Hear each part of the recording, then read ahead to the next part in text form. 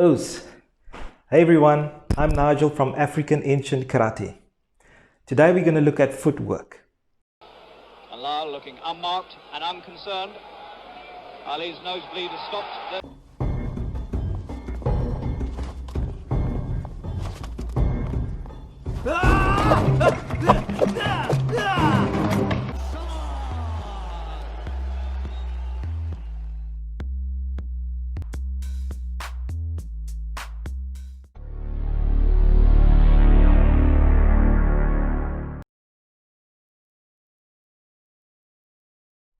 In each martial art, whether it be boxing, judo, wrestling, taekwondo, even MMA, and for our purposes, karate, we need to know how to move our feet.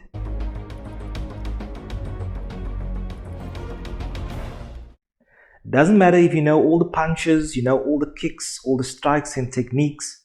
If you're not able to get close enough to your opponent to perform them, or to evade an attack that's coming, it's of no use. And that's why we need to do footwork. So today in this video, I'm going to take you through a few footwork drills. I hope that you enjoy it. If you do, like, let me know, subscribe. Here we go guys, enjoy it. Okay, you can see I've got my gi on, so we're ready to go. One thing, most important thing to remember as we do these drills is weight distribution. So that's simply balance. And if you want to brush up on your balance or get a good balance workout, you can visit the link above, click on it, and it will take you to a balance workout. But for today, weight distribution, balance simply means as we do these drills, we're doing it in our fighting stance. Okay, so I'm doing the orthodox fighting stance, which is Kumite no Kama, left foot in front, right leg at the back, hands up in my stance, ready to attack or defend. Okay, so I'm going to bend my legs, my knees, make sure that my weight is distributed evenly between my front leg and my back leg. We said that this is martial arts, it's not your normal walking. Okay, that's different. We're moving forward as if we are in competition, as if we are defending ourselves, so we need to have good balance. Right, so the first drill that we're going to do is simply forwards and backwards. So what does that mean? Right, so in my fighting stance, when I take a step forward, my back foot follows and I stay in my fighting stance. Okay, so as I take the step forward, right, I'm not leaving this leg here at the back unless I'm advanced and I can do an attack and come back quickly. But as we build to that, we do it correctly and we do it slowly, focusing on the technique. So the forward back drill, step forward, then the leg at the back comes and remains in that shoulder width fighting stance. Right, so I step forward, bring my back leg there and back. Okay, always bringing it to make sure that I stay in that shoulder width distance, because that's where my weight, my balance is the best. Right, now important to note with this drill, stepping forward and back, is that we do things in reverse in martial arts, same like with boxing and taekwondo and any martial art. So for example, when I want to step forward in this drill, I step off my back foot. So how does that work? As I step forward with this lead leg, I push off my rear leg, right, and then I step and make sure that that shoulder width is there. Right, so if I didn't do that, if I just took all my weight on my front leg and step forward, you can see I'm a bit wobbly, I've changed levels, my balance is not good. Whereas if I step forward by stepping off my rear leg, so this is my right leg stepping off there, I'm able to maintain that stance, balance is good, I haven't changed levels. Right, and when I step back, the opposite applies. So I want to step back, meaning I step off my lead leg. So I push my weight back and I step to the back. So there, and step forward, step back, step forward, step back. Right, making sure that my balance is good. So that's a simple forward backward drill. Right, making sure that as I step, weight is good, step back, there, forward, there. If I do it from the side, maintaining this shoulder width distance, hands up over here, stepping forward, meaning I'm stepping off my back foot, there, stepping back, stepping off my front foot, there, right. So how do I apply this in a practical sense? Well, let's take the combination like Oizuki Gyakuzuki, which is your simple jab cross, 1-2 punch, lead and rear, right. So as I do the step to the front, stepping off, there, jab cross. Now step back to avoid attack, there, right. So you can practice this about 10 times just to get used to the flow. Step forward, 1, 2, step back, 1, 2, right. I've got the punching bag with me over here, so I can help you to illustrate this even better. So when we do our kumite, we make sure that we are just out in terms of our range, right? So if I extend my hand fully over here, my punch, it's not touching the punching bag, right? So I need to step in because we don't stand within range in order to be hit. Our main aim is to hit while not getting hit. So I'm standing out of range, fully extended. In order to get there, I need to step in. So I do my forward back drill, right? Stepping forward, punch there, and step back out of the way.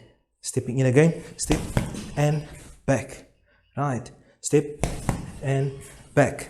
And once you get proficient at the drill, you can actually throw your punch as you step, right? So for example, step and back, right?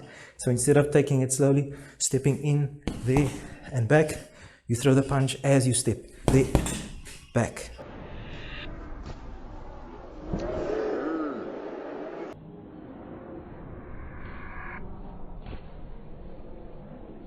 Right, so that's your forward back drill, right? You can add it with your other combos as well, stepping in there and attacking Moshigiri to the leg. The combinations are endless that you can do. It's up to your imagination. The second drill that we're going to do is what I call a side to side drill, right? So same principles apply like with a forward back drill. I'm in a fighting stance, legs shoulder width apart. I want to move to my right hand side, right? So I step off my left leg and my right leg will go first. So I'm going to show it to you slowly. I'm going to go to my right hand side, step off my left leg, there. Bring my left leg in, shoulder width a stance. I'm going to go to my left hand side. Now I step off my right leg, right? So my left leg is going to go forward first to the side. So I'm stepping off to my left hand side, step here, weight here, there, and bringing it over there, right? So you'll notice that my leg is at a 45-degree angle, and we'll get to that as we do the next drill. So simple side to side drill, stepping to my right, so I put my weight off my left leg, pushing off there, right, stepping this way, there, right. So I'm exaggerating it a bit so that you can see which leg I'm stepping off. So to go to the right, step of my left, go to my left, step of my right, right. So let me do it from the side, right. So I'm standing here, you'll see that I'm not stepping forward as I go there. I'm staying in my same position right here where I am, stepping to the right hand side. So I step of my left, right. I'm staying in that line, trying not to cross the line in front of me. Step to my left hand side. Now I put the weight on my right hand side, there. Stepping here and there. Step there and there, right. So your practical applications, if the opponent is throwing an attack, right, let's say for example the opponent is throwing a right straight, right. So what I can do is I can go to the side, shuffle to the side, anyway for that matter, but let's say I'm going to the left hand side. So as he throws the punch, I step here, and now I can counter attack.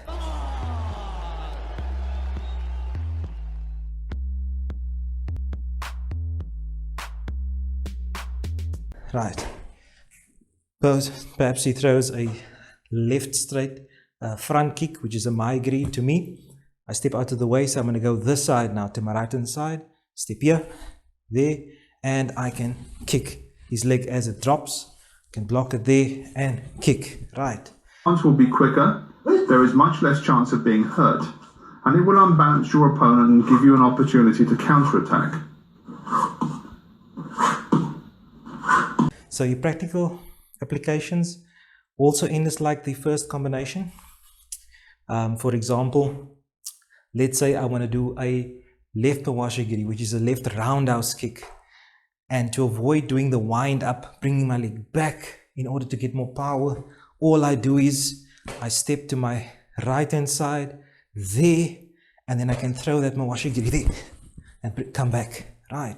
So it's quick, it's fast, no wind up, not telegraphing your kick. You can do the same from the other side as well. So I want to step to my left hand side there, and as I step I do a Mawashigiri with the rear leg, right roundhouse. Okay, the next drill that we're going to do, the third one, is what we call Tai Sabaki, a pendulum swing.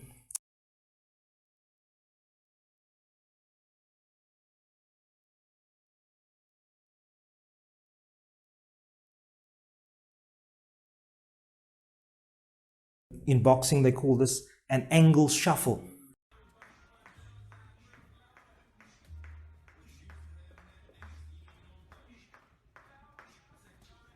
As an opponent does an attack, right, I'm going to combine offense and defense at the same time.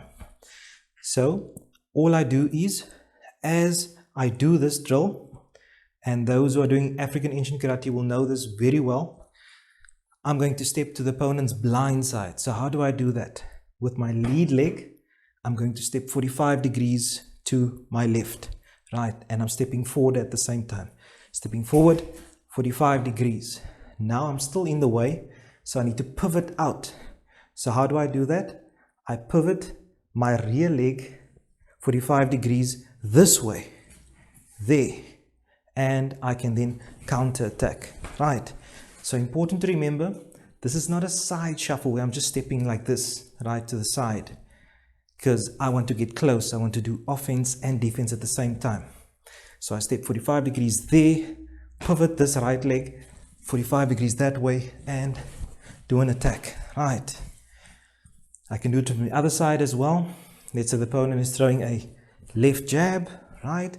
I step 45 degrees with this right leg to my right hand side over there, pivot the left leg at the back out of the way 45 degrees that way, there, and then I can counter attack, right? So let's do it faster. So I'm doing step there and pivot out. Now to the right hand side, step there and pivot out, right? And if I want to combine my offense with my defense, I step in there, perhaps blocking that right straight coming to my face. I can do a counter attack, 1-2 punch.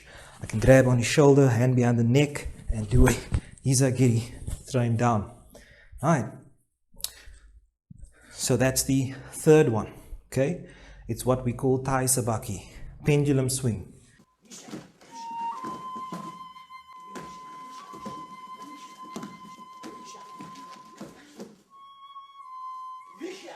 Right. Now, the fourth and final drill in this video is what we call a shuffle. Right. So we spoke earlier about an angle shuffle, which we call Tai Sabaki, offense and defense at the same time. This shuffle is actually to close the distance between you and your opponent, your attacker.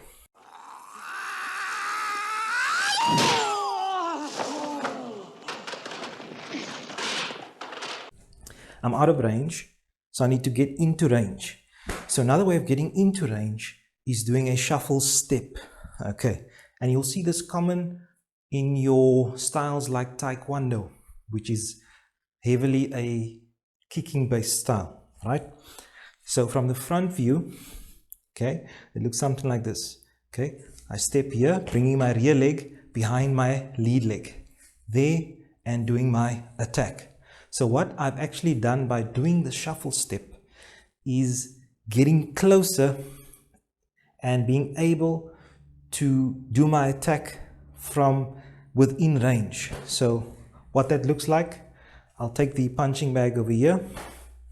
Okay, so what I can do is, for example, I want to get close enough to do a lead roundhouse kick, which is a left mawashigiri with my lead kick, right? Lead leg, right? So I'm going to step in over here closer. Now I just lift up and let go. There I am, stepping back, right? Just hold it over there, right?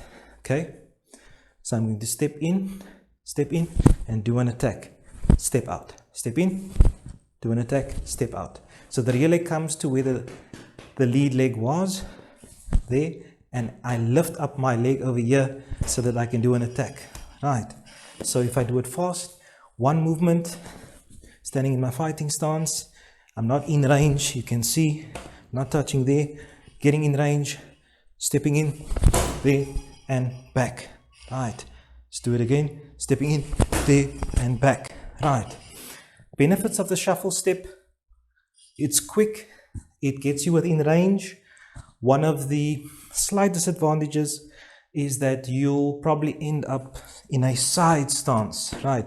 So this is a sport karate stance, right? Or perhaps a Shotokan stance when it comes to kumite. But it's quick and people don't see it that easily. So what I can do is I can do a shuffle and I can do roundhouse, can go back, can do a shuffle and can do a yokogiri, can do a shuffle and do a hook kick, right?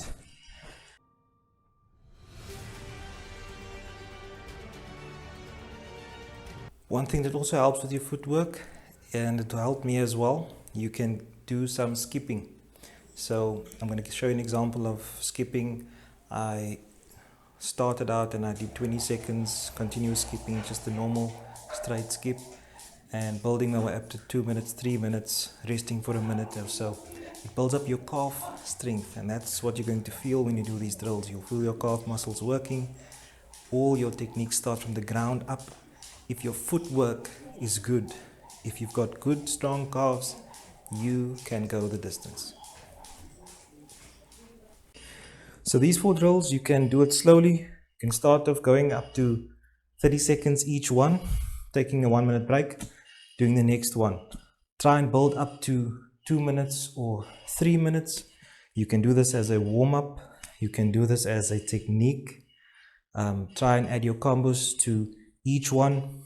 And to remember as well that when we do these foot movements, these techniques, especially if you're doing your kumite, you are not going to do this the whole time, right? So what does that mean? Not continuously. It's meant to be explosive. So you'll take your normal steps, right, around your area where you're competing or where your attacker is in front of you. You'll take your normal steps, and when you see an opening, then you explode and step back, getting in and out. So there you have it, guys. Forward, backwards, side to side, pendulum swing, which is Tai Sabaki, and your shuffle step. I hope that you enjoy this video. Let me know. You can like, you can subscribe, and you'll get more content. You also can comment and tell me what would you like me to do next. But until then, have a great day. Us.